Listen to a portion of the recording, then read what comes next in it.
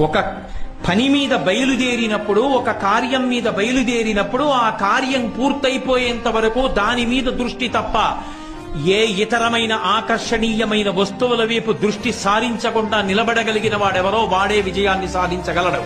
ఈ నాలుగిటిలో సంకల్ప బలం లేకపోయినా, సంకల్ప బలం ఉన్నప్పటికీ కూడా మంచి పనులు చేస్తున్నాడనేటటువంటి పొగట్టలకి వశపడిపోయేవాడైనా, తను చెయ్యవలసిన పనులు చేసినా ఆ పనులు నేనే చేస్తున్నాననుకుని పొంగిపోయేవాడైనా, నిషిద్ధ కర్మల జోలికి వెళ్లి ఆకర్షింపబడి వాటి పట్ల హత్తుకుపోయేవాడైనా, వాడు తలపెట్టిన కార్యముల యందు వాడు కృతకృత్యుడై సమున్నతమైన స్థానములను అలంకరించలేడు.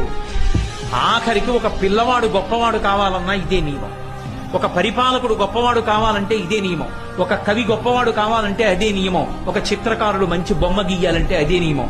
ఎవడు ఏ పనిలో కృతకృత్యుడు కావాలన్నా ఈ నాలుగే ఉండాలి. ధృతి, హృష్టి, మతి, దాక్ష్యం, సకర్మసు నసీగతి. ఈ నాలుగున్నవాడు తన కర్మల యందు చెడ